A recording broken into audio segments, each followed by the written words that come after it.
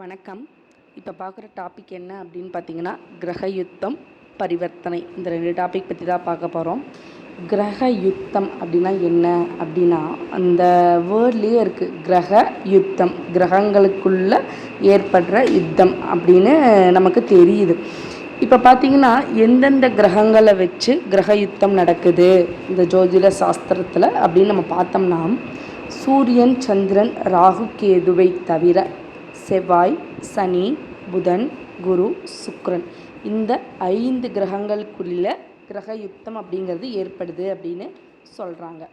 இப்போ பார்த்தீங்கன்னா, இந்த கிரக யுத்தத்திலேயே செவ்வாய் கிரகத்தை தான் மையமாக கொண்டு கிரக யுத்தம் அப்படிங்கிறது நடக்குது. ஏன் அப்படின்னு பார்த்தீங்கன்னா, செவ்வாய் தான் இருக்கிற கிரகங்கள்லேயே ஒரு போர் குணமுள்ள கிரகம் அப்படின்னு சொல்லக்கூடிய கிரகங்கள் அப்படின்னு பார்த்தீங்கன்னா செவ்வாய் மட்டும்தான். அந்த செவ்வாய் கூட மற்ற கிரகங்கள் இணையும் போது இந்த கிரக யுத்தம் அப்படிங்கிறது ஏற்படுது.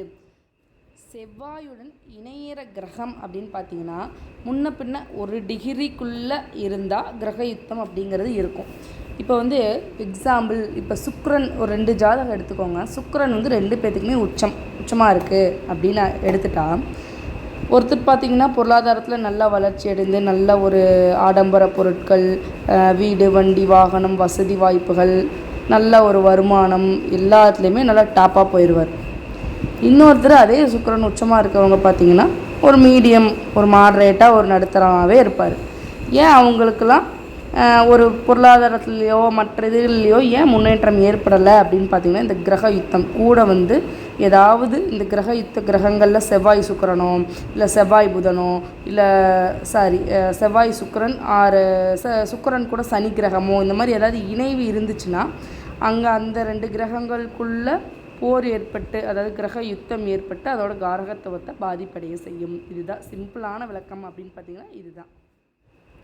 அடுத்ததாக நம்ம பார்க்கக்கூடிய டாபிக் என்ன அப்படின்னு பார்த்திங்கன்னா, பரிவர்த்தனை யோகம். இந்த பரிவர்த்தனைனா என்ன அப்படின்னா, 2 ஆட்சி பெற்ற கிரகங்கள் தங்களோட வீடுகளை மாற்றி அமைத்து கொண்டு நின்றால் அது பரிவர்த்தனை யோகம் அப்படின்னு பேர். இப்போ நான் அந்த எக்ஸாம்பிளே கொடுத்துருப்பேன். இப்போ பார்த்தீங்கன்னா, சிம்ம வீட்டுக்குண்டான சூரியன் தனுஷு வீட்லேயும், தனுசுக்குண்டான குரு சிம்ம வீட்லேயும், இந்த மாதிரி உண்டான அமைப்புகளில் இருந்தால் அது பரிவர்த்தனை யோகம் அப்படின்னு பேர். இந்த மாதிரி பரிவர்த்தனை யோக அமைப்பில் இருந்துச்சுன்னா, நான் எக்ஸாம்பிள் மேலே சொல்லியிருக்க மாதிரி சிம்ம வீட்டுக்குண்டான சூரியன் தனுசுலேயும், தனுசுக்குண்டான குரு சிம்மத்துலேயும் இருக்குது. அப்போ இந்த 2 தசையில் எந்த தசை நடந்தாலும் கண்டிப்பாக ஒரு நல்ல ஒரு பாசிட்டிவான ரிசல்ட் அதோட காரகத்துவத்திற்கு ஏற்ப நமக்கு தரும். நம்ம லக்னத்துலேருந்து எந்த இடத்துல வருது, எந்த பாவத்தில் வருது நம்ம பார்த்துட்டு அதுக்கு ஏற்ற மாதிரி பலன்கள் கண்டிப்பாக இருக்கும். அடுத்ததாக பார்த்திங்கன்னா, நம்ம பலன் சொல்லும்போது இப்போ சூரியன் குரு பரிவர்த்தனை, சூரியன் அவரோட ஆட்சி வீட்டில் நின்று தசை நடத்துகிற மாதிரி தான் நம்ம பலன் எடுத்துக்கணும்.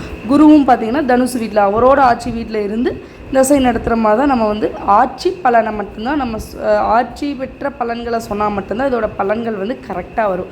பரிவர்த்தனை பெற்ற கிரகங்கள் ஒரு நல்ல ஒரு யோகமான அமைப்பை தரும். அதை அவங்களோட தசாபுக்தி காலங்களில் நல்ல ஒரு பெரிய யோகமான அமைப்பை தரதுக்கு வாய்ப்புகள் இருக்குது. இப்போ நம்ம எக்ஸாம்பிள், இப்போ 2-12க்குரியவர் பரிவர்த்தனை அப்படின்னு வச்சுக்கோங்க. இப்போ 2ஆம் இடம், லக்னத்திலிருந்து 2ஆம் இடம் அப்படின்னா தனம், குடும்பம், வாக்குஸ்தானம்னு சொல்லுவோம். 12ஆம் இடம் அப்படிங்கிறது ஒரு நல்ல மோட்சஸ்தானம் அப்படின்னு நம்ம சொல்லுவோம். அயன சயன போகஸ்தானம்னு சொல்லுவோம்.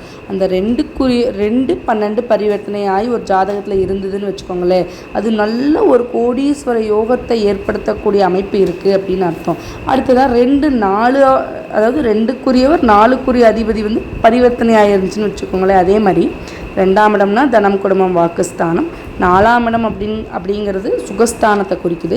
அந்த 2ஆம் அதிபதியும் 4ஆம் அதிபதியும் பரிவர்த்தனை ஆயிடுச்சுன்னா கண்டிப்பாக அந்த மேடை பேச்சுகளில் சிறந்து விளங்குபவராக இருக்குவாங்க. இந்த ஃபினான்ஷியல் வைஸாக நல்ல ஒரு முன்னேற்றம் இருக்கும். கல்வியில் நல்லா சிறந்து விளங்குவாங்க, புத்திசாலித்தனமாக இருப்பாங்க. இந்த மாதிரி உண்டான அமைப்புகள்லாம் இருக்குது. அப்போது பரிவர்த்தனை பெறும் கிரகங்கள் அந்த தசாபுத்தி காலங்களில் கண்டிப்பாக யோகத்தையே அளிக்கும். இது போன்ற பயனுள்ள தகவல்களை பெறுவதற்கு இதுவரைக்கும் அஸ்ட்ரோபவி அப்படிங்கிற சேனலை நீங்கள் சப்ஸ்கிரைப் பண்ணலைன்னா கண்டிப்பாக சப்ஸ்கிரைப் பண்ணுங்கள். பக்கத்தில் இருக்க பெல் ஐக்கானை கிளிக் பண்ணுங்கள். அப்போ தான் நாங்கள் அப்டேட் பண்ணுற வீடியோஸ் உங்கள் நோட்டிஃபிகேஷனில் வரும். தேங்க்யூ.